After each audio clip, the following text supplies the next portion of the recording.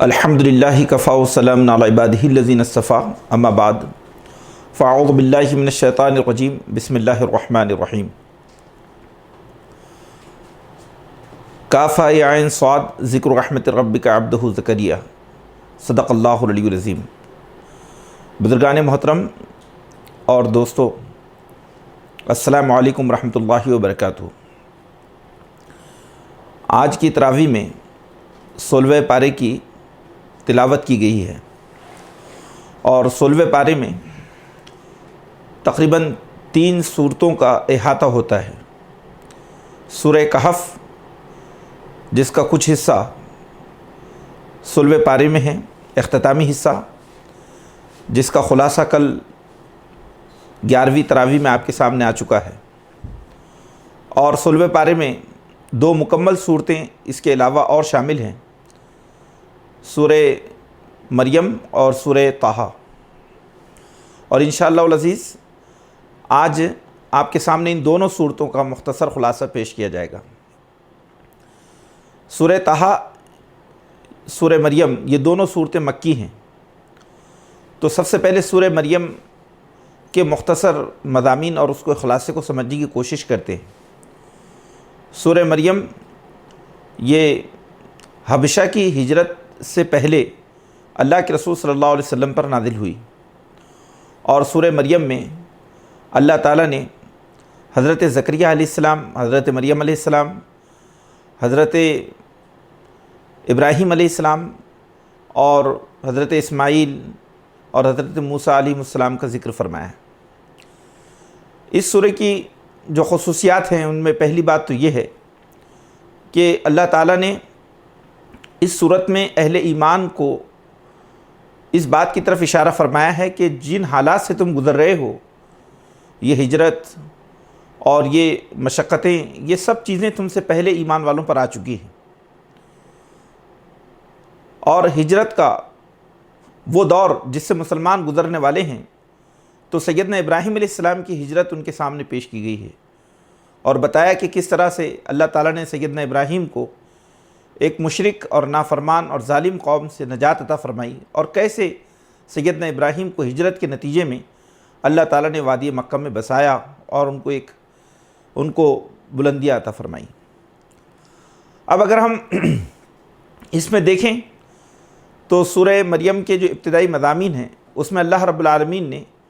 یہ بات ارشاد فرمائی کہ محمد صلی اللہ علیہ وسلم ہماری اس کتاب میں زکریہ علیہ السلام کا ذکر کرو، جس پر اللہ نے اپنے خصوصی رحمت فرمائی تھی۔ جب زکریہ نے اللہ تعالیٰ سے دعا مانگی کہ اے اللہ تو مجھے ایک اولاد عطا فرما، ایسی اولاد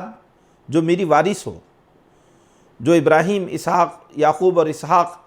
اور انبیاء علیہ السلام کے ورثے کو لے کر چلے،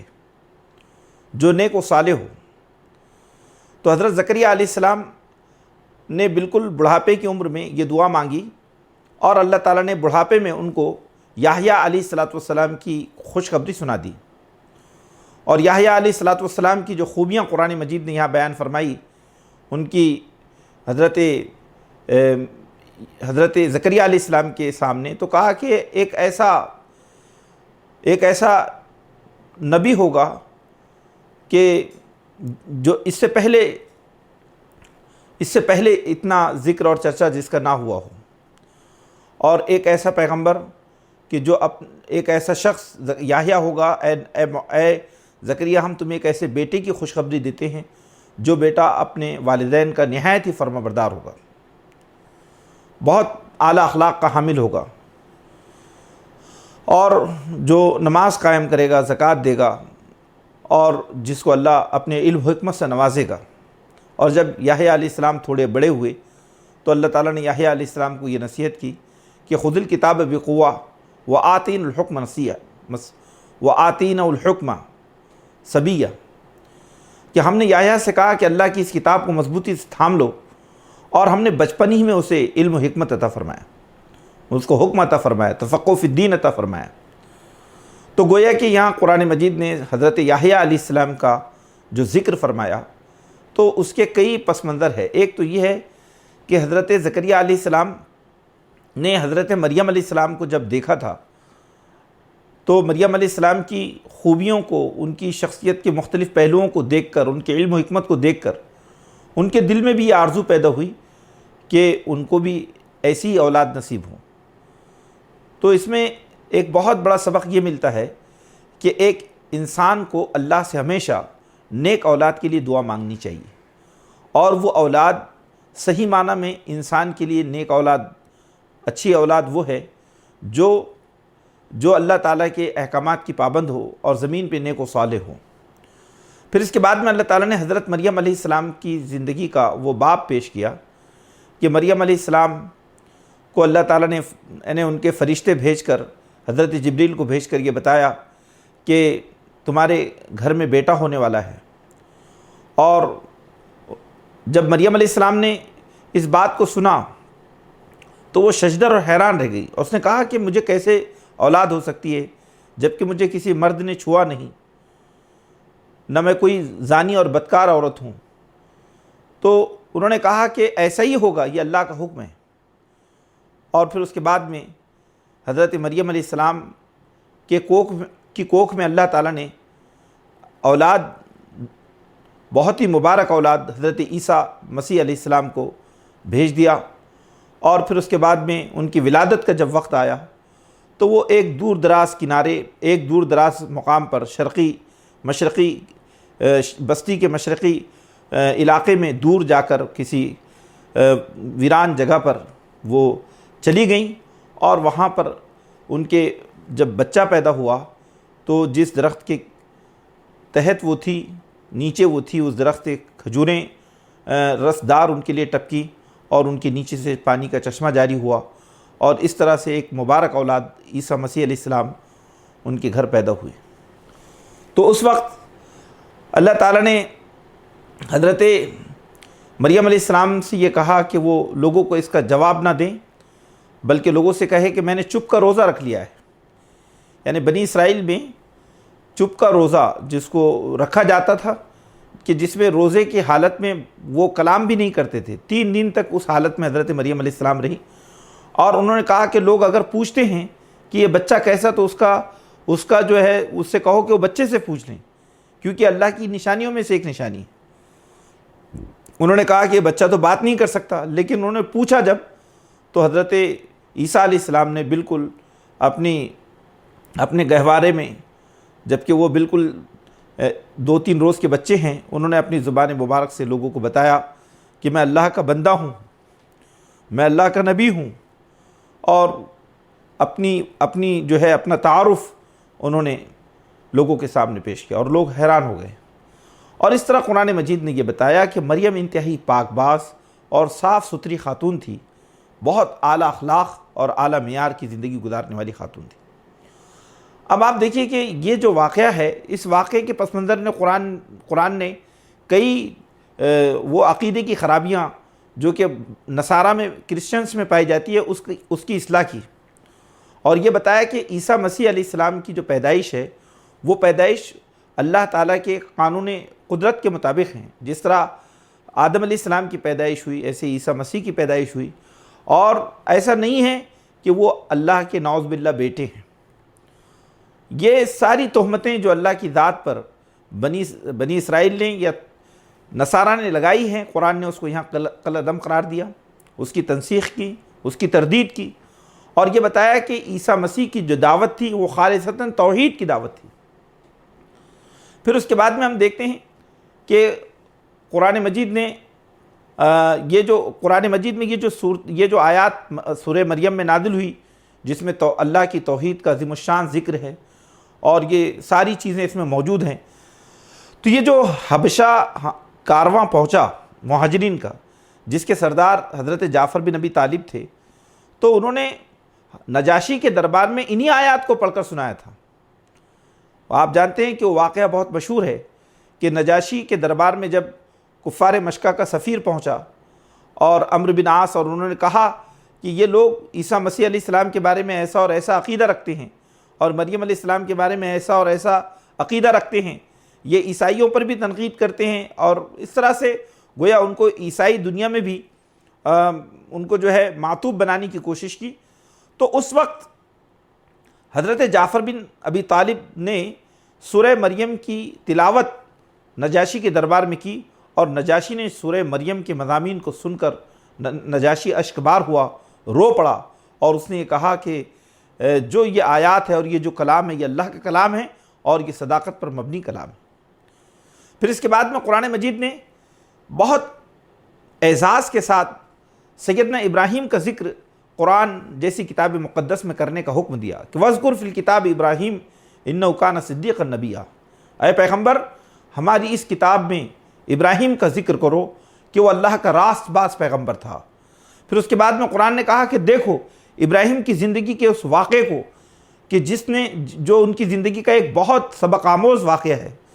کہ جب اس نے اپنی قوم کو توحید کی دعوت دی، شرک کا ابطال سمجھایا، شرک جو ہے باطل ہے، یہ اس شرک پر ان کو متنبع کیا، اپنے باپ کو، اپنے گھر والوں کو کہا، اپنے باپ کو دل سوزی کے ساتھ کہا، قال یا ابتی لا تعبد الشیطان ان الشیطان للانسان عدو مبین لماذا تعبد ما لا ينفع ولا يضر۔ انہوں نے جب اپنے باپ سے کہا کہ ابو جان آپ کیوں جو ہے ایسی چیزوں کی پیروی کرتے ہیں جو نہ آپ کو نفع پہنچاتی ہیں نقصان پہنچاتی ہیں، اے ابو جان شیطان انسان کا کھلا دشمن ہے، آپ بتوں کی پرستش سے بعد آ جائیے۔ نتیجے میں حضرت ابراہیم علیہ السلام کو آزر نے جو ان کے باپ تھے بہت جھڑکا کر جواب دیا اور کہا کہ تم یہاں سے نکل جاؤ، ہم نہیں تو تمہیں سنسار کر دیں گے اور ہماری جانب سے بہت بدترین سزا تم پاؤ گے۔ تو یہ وہ منظر ہے کہ جب وہ آتش کدہ نمرود میں جا کر واپس آئے آتش کدہ نمرود سے، اور اس وقت پوری قوم کے سامنے انہوں نے آخری مرتبہ جو الوداعی خطاب کیا جبکہ پوری قوم ان کو قتل کرنے کے در پہ تھی، تو اس وقت سیدنا ابراہیم نے آخری جملے اپنے باپ سے یہ کہے اور یہ بات بھی کہی کہ ابو جان میں جا رہا ہوں لیکن میں اپنے رب سے آپ کے لیے مغفرت کی بھی دعا کروں گا، جس کے بارے میں سورہ توبہ میں یہ بات آ چکی ہے اس سے پہلے کہ اللہ تعالیٰ نے ان کی اس دعائے مغفرت کو امت مسلمہ کے لیے نمونہ نہیں بنایا، کہا کہ کسی مشرک کے لیے دعائے مغفرت نہیں کی جا سکتی۔ لیکن قرآن مجید نے سورہ مریم میں اس کا جو ذکر کیا اس کا پس منظر یہ ہے کہ صحابہ کرام کی بھی بڑی تعداد عنقریب مکہ چھوڑ کر ہجرت کرنے والی تھی، اور یہ بھی جب ہجرت کر رہی تھی تو پورے مکے کے اندر ایک طرح سے بحران پیدا ہو گیا تھا، کیونکہ تقریباً 82 صحابہ کرام نے حبشہ کی طرف ہجرت کی، اور 82 صحابہ کرام جو حبشہ کی طرف ہجرت کر گئے تو وہ کسی کے گھر کی بیٹی، کسی کے گھر کی بہن، کسی کی بیوی، کسی کے باپ، کسی کے شوہر، کسی کا بیٹا، اس طرح سے گویا وادی مکہ میں ان کی ہجرت سے ایک بہت بڑا خلفشار پیدا ہوا، ایک بہت بڑا بحران پیدا ہوا۔ روایتوں میں آتا ہے کہ تقریباً مکے کے ہر گھر میں ایک طرح سے بے چینی اور اضطراب کی کیفیت پیدا ہو گئی۔ تو اللہ تعالیٰ نے وہاں پر حضرت ابراہیم علیہ السلام کے واقع ہجرت کو پیش کیا کہ دیکھو کس طرح ابراہیم نے اپنے شہر سے اپنے دین کی خاطر توحید کی محبت میں تبلیغ اور دعوت کے لیے ہجرت کی، اور وہ منظر قرآن نے پیش کیا۔ پھر اس کے بعد میں قرآن مجید نے جلیل القدر انبیاء علیہ السلام کا ذکر فرمایا۔ قرآن نے کہا کہ وَاذْكُرْ فِي الْكِتَابِ موسیٰ إِنَّهُ كَانَ صَادِقَ الْوَعْدِ، کہ اپنی کتاب میں موسیٰ کا ذکر کرو، بڑے وعدے کے سچے تھے، بہت اعلیٰ درجے کے پیغمبر تھے۔ اس کے بعد میں حضرت اسماعیل کا ذکر کیا، وَاذْكُرْ فِي الْكِتَابِ إِسْمَاعِيلَ إِنَّهُ كَانَ صَادِقَ الْوَعْدِ وَكَانَ رَسُولًا نَبِيًّا كَانَ يَأْمُرُ أَهْلَهُ بِالصَّلَاةِ وَالصَّلَاةِ وَالزَّكَاةِ۔ قرآن نے کہا کہ دیکھو اس کتاب میں اسماعیل کا ذکر کرو، وعدے کا پابند اور اپنے اہل و عیال کو نماز اور زکوٰۃ کا حکم دینے والا اللہ کا پیغمبر، اللہ کا نبی اسماعیل کا ذکر کرو۔ ہم دیکھتے ہیں کہ اس آیت کریمہ میں بطور خاص اس بات کی طرف متوجہ کیا گیا کہ حضرت اسماعیل علیہ السلام اپنے گھر کی تربیت پر کتنے متوجہ تھے کہ قرآن نے ان کی گھر پہ توجہ دینے کی کیفیت کو یہاں پر قرآن میں ذکر کیا۔ پھر اس کے بعد میں قرآن نے کہا کہ سارے نبی جو اپنے اپنے زمانے میں اٹھے انہوں نے اپنی امتوں کی تربیت کی، اپنے نسلوں کی تربیت کی، ان کو اللہ تعالیٰ کے احکامات کے مطابق ڈھالنے کی کوششیں کی اور ان کو بہترین انسانی نسل میں تبدیل کرنے کی کوشش کی۔ لیکن پھر زمانے کی رفتار نشو و فراز جاری رہے اور نتیجے میں ان کی آنے والی جو نسلیں ہیں ان میں بہت ساری خرابیاں پیدا ہوئی. ان خرابیوں کی وجہ سے وہ جو ہے اللہ کے غضب کا بھی شکار بنے. پھر قرآن نے یہ بتایا کہ ان پیغمبروں نے، جو پیغمبر راست باز پیغمبر تھے، جنہوں نے اپنے گھر اور اپنی امت کی تربیت پر مکمل توجہ دی، لیکن ان کے بعد کی جو نسلیں تھیں، ان نسلوں نے کیا کیا؟ فخلف من بعدہم خلف اضاعوا الصلاۃ. ان کے بعد ایسے جانشین آئے کہ جن جانشینوں نے اضاعوا الصلاۃ، انہوں نے نماز کو ضائع کر دیا، نماز کو برباد کرنے لگے. اضاعوا الصلاۃ واتبعوا الشہوات، اور وہ شہوات کی جنسی لذائذ کی پیروی کرنے لگے، جنسی لذتوں کے پیچھے پڑ گئے. فسوف یلقون غیا، اور وہ عنقریب اس کے بدترین انجام سے دوچار ہوں گے. فخلف من بعدہم خلف اضاعوا الصلاۃ واتبعوا الشہوات فسوف یلقون غیا. تو یہاں قرآن مجید نے کہا کہ گویا قوموں، جب جو نبیوں کی جو امتیں ہوتی ہیں، ان امتوں کے زوال کے دو بڑے اسباب ہوتے ہیں. ایک سبب تو یہ ہے کہ وہ نماز کو ضائع کرنے والے بن جائیں، اور دوسرا سبب یہ ہے کہ وہ شہوات اور جنسیات کے متبع اور اس کے پیچھے پڑنے والے بن جائیں. اللہ ہماری اس سے حفاظت فرمائے. پھر اس کے بعد میں قرآن مجید نے بہت اس سورہ طٰہٰ کے اختتام میں قرآن مجید کے مقصد نزول کی طرف متوجہ کیا، اور یہ بتایا کہ اللہ تعالیٰ کی عدالت میں سارے انسانوں کو حاضر ہونا ہے، اور رحمان کے سامنے جب انسان ہوں گے تو کسی کو اس کے سامنے ایک بات بھی کہنے کی مجال اور ایک بھی جو ہے کوئی بات وہ اللہ کے سامنے نہیں کہہ سکیں گے، الا یہ کہ اللہ تعالیٰ کسی کو اجازت دیں اور اس کی شفاعت اللہ کے نزدیک مقبول ہو. تو قرآن نے آخرت کے پورے پس منظر کو سورہ طٰہٰ کے آخری رکوع میں پیش کیا. سورہ طٰہٰ کی تکمیل کے بعد سورہ مریم، یہ بھی سورہ مریم تھا، پھر سورہ مریم کے بعد سورہ طٰہٰ شروع ہوتی ہے. سورہ طٰہٰ بھی یہ ایک مکی صورت ہے، اور یہ بھی تقریباً نبوت کے 7ویں اور 8ویں سال میں نازل ہوئی ہیں. سورہ طٰہٰ کے مضامین پر ہم غور کریں تو ہمارے سامنے جو بات آتی ہے وہ یہ ہے کہ حضرت محمد مصطفیٰ صلی اللہ علیہ وسلم توحید کی جس عظیم الشان دعوت کو لے کر اٹھے، اور اس کی مخالفت قوم کی طرف سے جس انداز سے ہوئی، تو قرآن نے اس پر قوم کو متنبع کیا. اور دوسری طرف یہاں پر حضرت موسیٰ علیہ السلام کے واقعے کو سورہ طٰہٰ میں تفصیل کے ساتھ بتایا گیا، اور یہ بتایا کہ موسیٰ علیہ السلام نے کس طرح سے وقت کی ایک ظالم، فاسق اور ایک خود سر متکبر جو سلطنت تھی، اس کے مقابلے میں کیسے دعوت کا کام کیا، اور کیسے بنی اسرائیل کی مختلف قسم کی خرابیوں کے ازالے کے لیے پہم کوششیں کرتے رہے. یہاں پر ایک چیز اور بھی ہے کہ اصل میں ہمیں یہ بات بھی سمجھنا چاہیے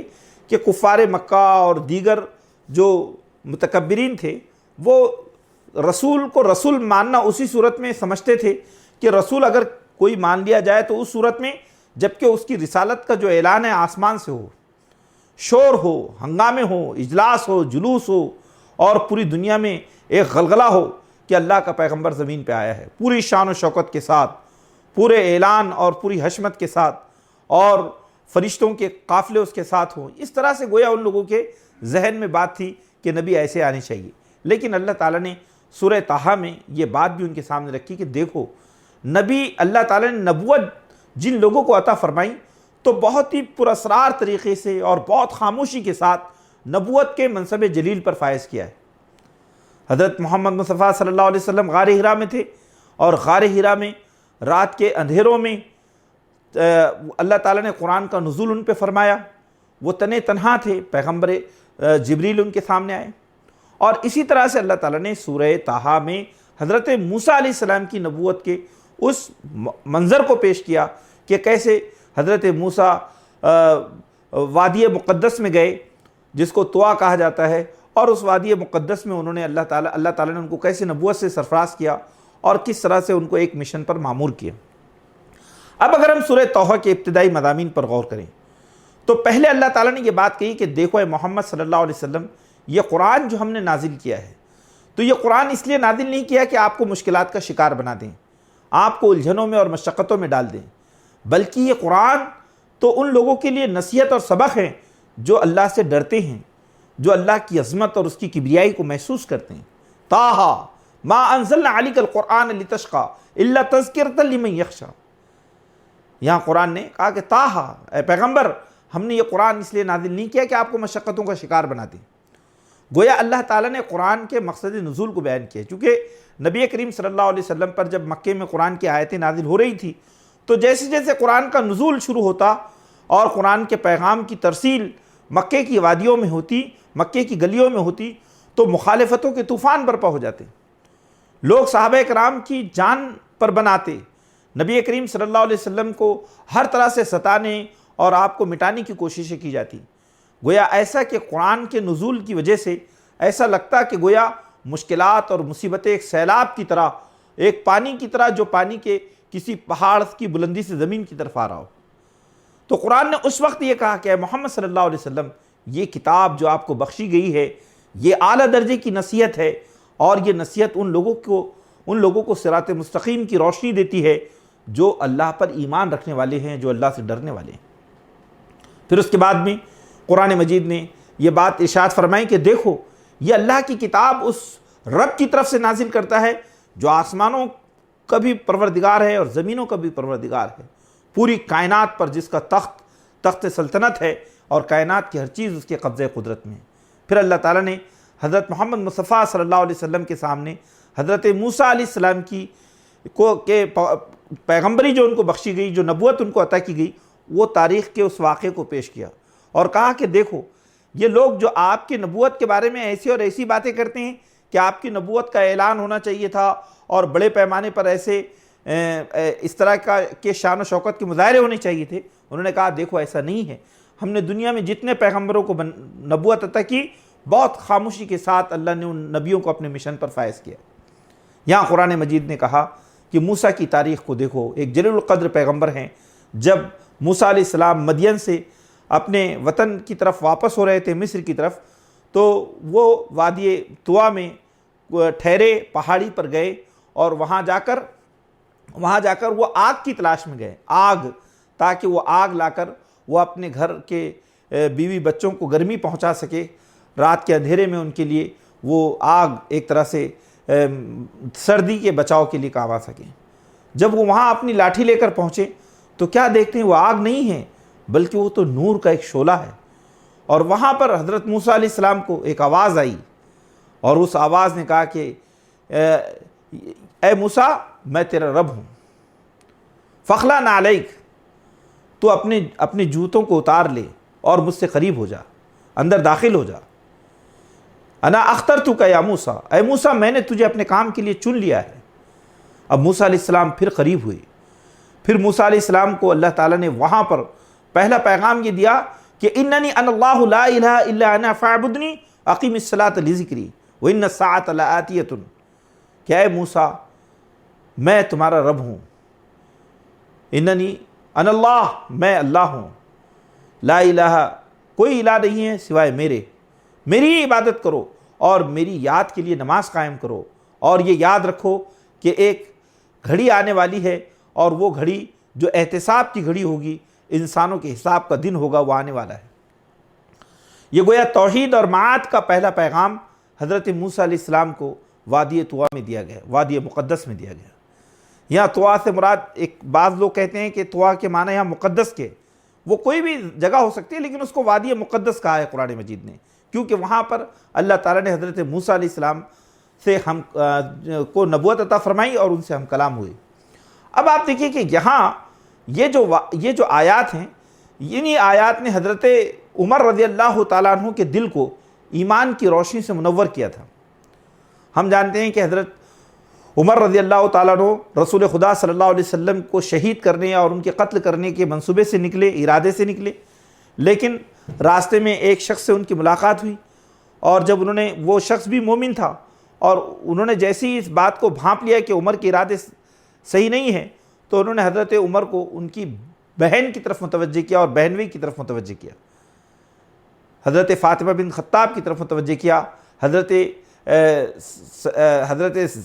سعید بن زید کی طرف متوجہ کیا جو ان کے بہنوئی تھے،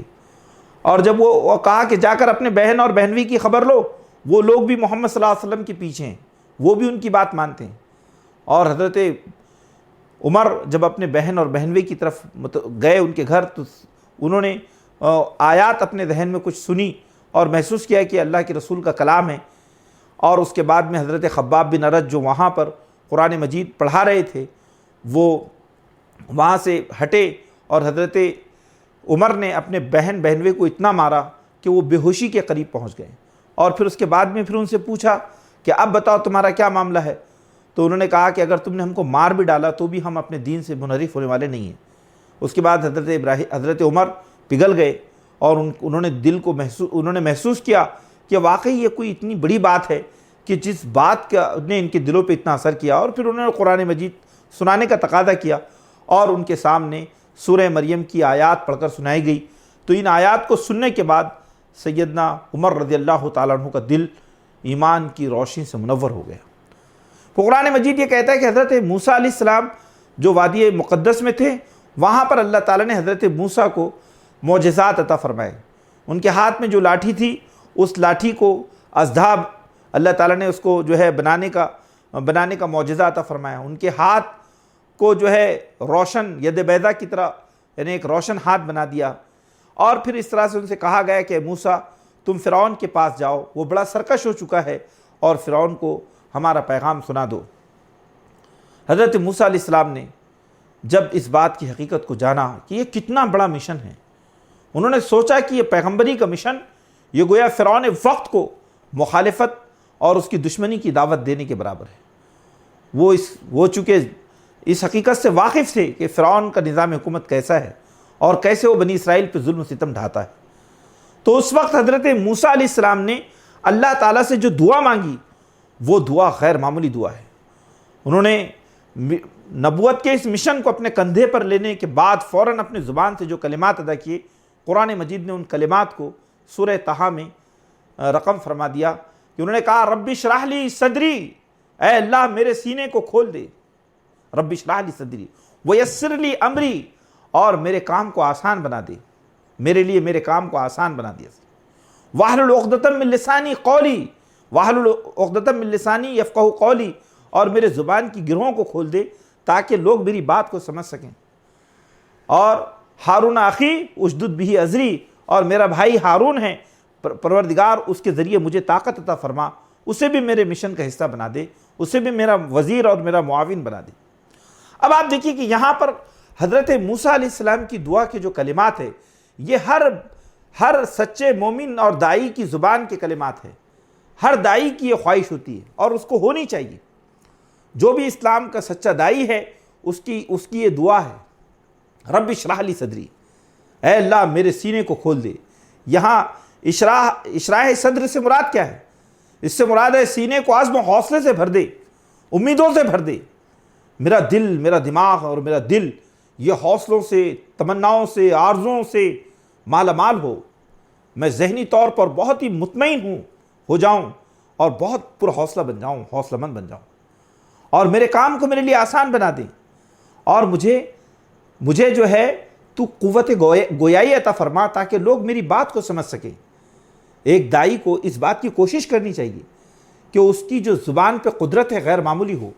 تاکہ وہ اپنی بات کو بندگان خدا کے سامنے بہت حکمت کے ساتھ پیش کر سکیں اور لوگ اس کی بات کو سمجھ سکیں،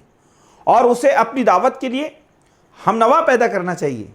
دوسرے لوگوں کو بھی اپنے مشن میں شامل کرنا چاہیے۔ اللہ تعالیٰ نے وہاں پر حضرت موسیٰ اور ہارون علیہ السلام کے پھر اس پورے مقام کو واضح فرمایا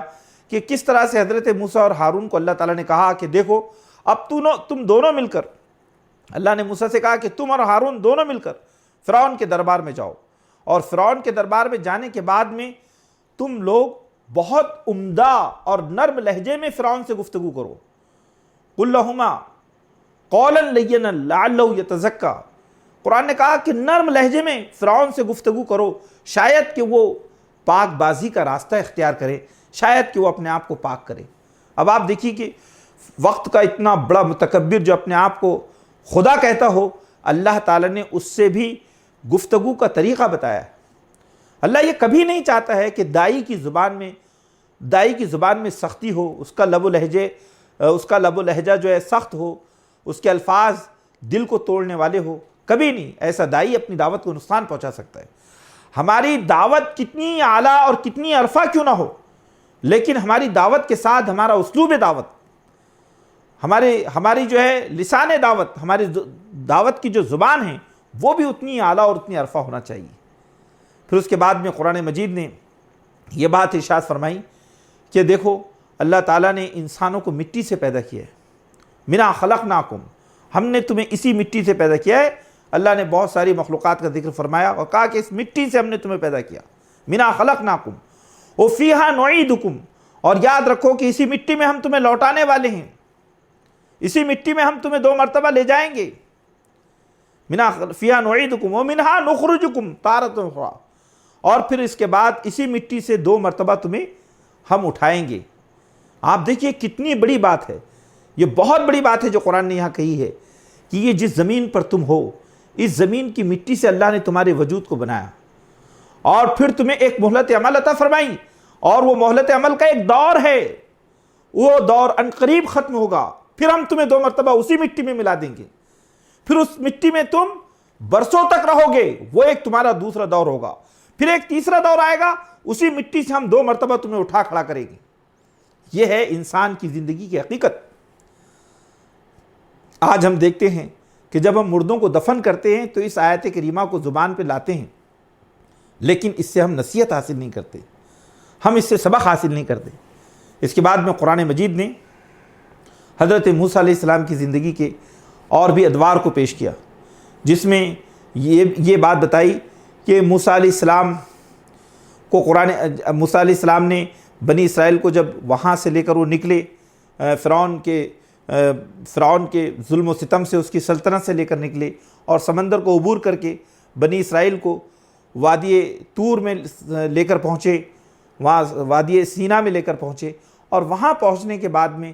اللہ تعالیٰ نے بنی اسرائیل پر بڑے احسانات فرمائے ان کو،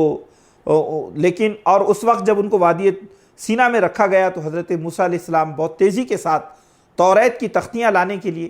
وہ پھر جو ہے وادی مقدس کی طرف گئے اللہ کے حکم کے مطابق، اور وہاں پر 40 دن تک وہ رہے۔ تو وہاں قرآن مجید نے موسیٰ علیہ السلام سے کہا کہ اے موسیٰ، تم ادھر توریت کا علم اور اللہ کے احکامات کو لینے کے لیے آئے اور تم نے تھوڑی جلدی کی ہے، اور ادھر تمہاری قوم وہ گمراہی کا شکار ہو گئی، فتنے کا اور آزمائش کا شکار بن گئی۔ حضرت موسیٰ علیہ السلام بہت تیزی کے ساتھ جب اپنا اللہ سے کتاب توریت کو لے کر آئے اور تیزی کے ساتھ جب اپنی قوم میں داخل ہوئے تو کیا دیکھتے ہیں کہ ایک سامری نام کے منافق شخص نے پوری قوم کو شرک کے راستے پہ ڈال دیا ہے، قوم کی بڑی تعداد کو، پوری قوم، اور حضرت ہارون جو کہ حضرت موسیٰ علیہ السلام کے نائب و جانشین تھے، اور موسیٰ علیہ السلام نے جن کو نکلنے سے پہلے کافی تاکید کی تھی کہ قوم کی نگرانی کرنا، ان کو ہدایت پر باقی رکھنا اور ان کو گمراہی سے بچائے رکھنا، تو جب حضرت موسیٰ علیہ السلام نے یہ منظر دیکھا تو بھائی کے اوپر غصے سے وہ جو ہے پل پڑے، اپنے بھائی کے سر کے بال پکڑ لیے، ان کی داڑھی پکڑ لی۔ تو اس وقت حضرت ہارون علیہ السلام نے اپنے بھائی سے کہا کہ اے بھائی جان، آپ مجھے جو ہے زد و کوب نہ کیجئے، میرے بال نہ پکڑیے، میری داڑھی نہ پکڑیے، آپ میری معذرت کو سنیے کہ یہ جو قوم ہے، اس قوم کو میں نے سمجھانے کی بہت کوشش کی، لیکن یہ سامری کے فتنے کا شکار ہوئے۔ لیکن پھر میں نے یہ سوچا کہ اگر میں ان پر زیادتی کروں گا اور سختی کروں گا تو نتیجہ یہ ہوگا کہ یہ قوم کہیں منتشر نہ ہو جائے، یہ باہمی افتراق اور فرقہ بندی اور باہمی جھگڑوں کا شکار نہ بن جائے، لہذا اے بھائی جان میں نے آپ کی آمد کا انتظار کیا۔ پھر اللہ تعالیٰ نے سامری کو بہت عبرتناک سزا دی، اور وہ جو پوری قوم ہے وہ قوم 2 مرتبہ عقیدہ توحید کی طرف آئی، اور ان کی توبہ کو قبول کرنے کے لیے ایک جو ہے ان کی اجتماعی توبہ کو قبول کرنے کے لیے وادی مقدس کی طرف ان کو لے جایا گیا، اور انہوں نے اللہ سے توبہ مانگی۔ پھر اس کے بعد میں ہم دیکھتے ہیں قرآن مجید نے حضرت محمد مصطفیٰ صلی اللہ علیہ وسلم کو یہ بتایا کہ اے محمد صلی اللہ علیہ وسلم، آپ پر جو قرآن نازل ہوتا ہے تو اس قرآن کے نزول کے وقت آپ بہت جلدی نہ کیجئے کہ یہ قرآن آپ وقت واحد میں اس کو اپنے ذہن اور اپنے دل میں اور اپنی زبان پر جاری کر لیں۔ آپ ولا تعجل بالقرآن، قرآن کے معاملے میں عجلت نہ کرو۔ یہ قرآن جو ہے اللہ آپ کو اس قرآن کو مکمل طور سے اس کی حفاظت فرمائے گا، اور اس کو آپ کے دل و دماغ کی جو ہے زینت بنائے گا، آپ کے عمل کی زینت بنائے گا۔ اللہ اس کلام کو ضائع ہونے نہیں دے گا۔ لیکن اسی وقت قرآن مجید نے نبی کریم صلی اللہ علیہ وسلم سے ایک بات اور کہی کہ قل رب زدنی علما، اے پیغمبر اللہ سے دعا مانگا کرو کہ اے رب میرے علم میں اضافہ فرما، میرے علم میں اضافہ فرما۔ آپ دیکھیے کہ علم کی اہمیت کتنی ہے۔ قرآن مجید علم کا سرچشمہ ہے، قرآن مجید علم کا منبع ہے، اور اللہ کے جو پیغمبر ہیں محمد صلی اللہ علیہ وسلم، قرآن کے نزول، قرآن کی ایک ایک آیت کو بہت بے چینی کے ساتھ اپنے دل و دماغ اور اپنے وجود کا حصہ بنائے جاتے ہیں، اور اس وقت قرآن آپ سے یہ حکم بھی دیتا ہے کہ اے پیغمبر علم کا شوق کسی مرحلے میں کم نہ ہونے پائے۔ اللہ سے ہمیشہ دعا مانگو کہ اے رب میرے علم میں اضافہ فرما، میرے علم میں زیادتی فرما۔ پھر اس کے بعد میں قرآن مجید نے حضرت آدم علیہ السلام کا ذکر فرمایا کہ آدم علیہ السلام سے جو غلطی ہوئی کہ انہوں نے اللہ سے جو وعدہ کیے تھے اس شجر ممنوع کے قریب نہ جانے کا، وہ وعدہ ان سے ٹوٹ گیا۔ وَلَقَدْ عَهِدْنَا إِلَىٰ آدَمَ فَنَسِيَا، کہ آدم سے ہم نے جو وعدہ کیا تھا، ہم نے اس کو جو حکم دیا تھا، اس حکم کو اس نے فراموش کر دیا، اس کو بھول گیا۔ فَنَسِيَا وَلَمْ نَجِدْ لَهُ عَزْمًا، اور ہم نے اس میں عزم کی کمی پائی۔ تو قرآن نے یہ بات بتائی کہ آدم سے غلطی ہوئی، لیکن وہ اللہ کی طرف متوجہ ہوئی، اور اپنی بھول اور اپنے نسیان پر متوجہ ہونے کے بعد اللہ نے ان کو معاف کر دیا۔ تو یہاں قرآن نے ایک بڑی تربیت کی، وہ تربیت یہ کی کہ نسیہ جو ہے، یعنی نسیان، یہ انسان کی فطرت میں ہے۔ اور نسیان کیوں ہوتا ہے، آدمی بھولتا کیوں ہے، اس کی وجہ یہ ہے کہ وہ استقامت کی اس کے اندر کمی ہوتی ہے۔ وَلَمْ نَجِدْ لَهُ عَزْمًا، عزم یعنی آدمی اگر کسی چیز پر عمل کرنے کا عزم کرے، عزم کے معنی ہوتے ہیں پختہ ارادہ، مضبوط ارادہ۔ تو جتنا مضبوط ارادہ ہوگا انسان کا عمل اتنا بلند ہوگا۔ ارادے اور عمل کا گہرا تعلق ہے۔ عزم جو ہے، عزم محکم مضبوط ارادے کا نام عزم ہے، کہ میں یہ کام کر کے رہوں گا۔ تو جب وہ یہ پورے عزم کے ساتھ کسی چیز کو ٹھان لیتا ہے تو وہ چیز اس کے عمل کے اندر جلوگر ہو جاتی ہے۔ پھر اس کے بعد میں قرآن مجید نے بہت اہم بات قرآن مجید کے تعلق سے اللہ تعالیٰ نے ارشاد فرمائی قرآن میں، وہ یہ ہے کہ من اعرض عن ذکری فإن له معیشة ضنکا ونحشره یوم القیامة اعما قال رب لما حشرتنی اعما وقد كنت بصیرا قال كذلك اتتك آیاتنا فنسیتها وكذلك اليوم تنسى۔ اے محمد صلی اللہ علیہ وسلم، یہ نصیحت جو قرآن کی شکل میں آپ کو دی گئی ہے، اس نصیحت سے جو لوگ بھی روگردانی کریں گے، منہ موڑیں گے، ہم ان لوگوں کی زندگی کو مشکل بنا دیں گے، ہم ان کی زندگیوں کو پریشانیوں کا شکار بنا دیں گے، ان کی زندگی ان کے لیے دوبھر ہو جائے گی، ان کی معیشت ان کے لیے مشکل بن جائے گی۔ اور نحشروا یوم القیامت اعما، اور اللہ کی کتاب کو فراموش کرنے والی ایسی قوم قیامت کے دن اندھی اٹھائی جائے گی، ان کی بصارت چھین لی جائے گی۔ قیامت کے دن حشر کے میدان میں ان کی آنکھوں کی روشنی چھین لی جائے گی۔ قال كذلك قال رب لما حشرتنی اعما، یہ ایسا فرد اللہ سے جو اندھا ہوگا قیامت کے دن اللہ سے کہے گا، اے اللہ تو نے مجھے حشر میں اندھا کیوں اٹھایا، تو نے مجھے اندھا کیوں کر دیا، میری آنکھیں کیوں چھین لی؟ تو اللہ تعالیٰ حشر کے میدان میں کہے گا قال كذلك اتتك آیاتنا فنسیتها، کہ میری آیتیں تیرے پاس پہنچی تھی لیکن تو نے میری آیتوں کو بھلا دیا تھا، لہذا آج میں نے تجھے بھلا دیا ہے۔ یعنی اللہ تعالیٰ اس کی بینائی چھین لے گا۔ تو اس میں گویا قرآن نے یہ بات کہی کہ جو قوم اپنے پاس خدا کا کلام، اس کی وحی رکھتی ہو، اس کی آیات رکھتی ہو، اور وہ قوم اپنی بصارتوں کو اللہ کی کتاب سے محروم رکھے، اپنی بصیرتوں کو اللہ کی کتاب سے محروم رکھے، تو اللہ اس قوم کی بصارت اور بصیرت کو چھین لیتا ہے۔ وہ دنیا میں بھی علم و حکمت سے محروم ہوتی ہے اور ضلالت اور گمراہی کا شکار بنتی ہے، اور آخرت میں بھی وہ ذلت کے ساتھ اٹھائی جائیں گی اور بصارت سے اور بینائی سے محروم قرار پائے گی۔ اللہ تعالیٰ ہماری اس سے حفاظت فرمائے۔ پھر اس کے بعد بھی سورہ طٰہٰ کی جو آخری مضامین ہیں اس میں اللہ تعالیٰ نے یہ بات کہی ہے کہ دنیا میں اللہ تعالیٰ نے جن لوگوں کو مال و دولت عطا کیا ہے اور شان و شوکت بخشی ہے، مادی نعمتیں عطا کی ہے، ان لوگوں کو للچائی ہوئی نگاہ سے نہ دیکھو، یہ سارے دنیا کے نفع یہ بہت عارضی ہے۔ اور کہا کہ اپنے گھر میں روحانی تربیت کی طرف توجہ دو، وَأْمُرْ أَهْلَكَ بِالصَّلَاةِ وَاصْطَبِرْ عَلَيْهَا، اے پیغمبر اپنے گھر والوں کو نماز کا حکم دو، اپنے گھر والوں کو نماز کا حکم دو، وَاصْطَبِرْ عَلَيْهَا، اور آپ بھی اس نماز پر ثابت قدم رہو، نماز کی اس عمل پر پوری طرح سے قائم رہو۔ لا نسألک رزقا نحن نرزقک، ہم آپ سے کوئی رزق نہیں مانگتے، ہم خود آپ کو رزق دیں گے۔ تو یہاں قرآن مجید نے نماز کو مکی زندگی میں گھر کی تربیت کا ستون قرار دیا ہے کہ چار جانب سے مشرکانہ تہذیب کے حملے ہیں، وقت کی کافر اور ظالم قوتیں اہل ایمان کو مٹانے کے در پہ ہیں۔ اب اگر تم یہ چاہتے ہو کہ تمہارا گھر ان فتنوں کا مقابلہ کر سکیں تو نماز کے اصول کو اپنے گھر میں جاری کر دو، انشاءاللہ العزیز اللہ تمہاری حفاظت کرے گا۔ تو اس طرح سے سورہ طٰہٰ کے جو مضامین ہیں وہ بہت اختصار کے ساتھ اس کا خلاصہ آپ کے سامنے پیش کیا گیا۔ اللہ سے دعا ہے اللہ ہم سب کو عمل کی توفیق عطا فرمائیں، ہماری کمزوریوں سے درگزر فرمائیں، اور اللہ تعالیٰ زندگی کے آخری سانسوں تک اس کی کتاب کی روشنی میں ہمیں جینے کی توفیق عطا فرمائے۔ آمین یا رب العالمین، وآخر دعوانا الحمدللہ رب العالمین۔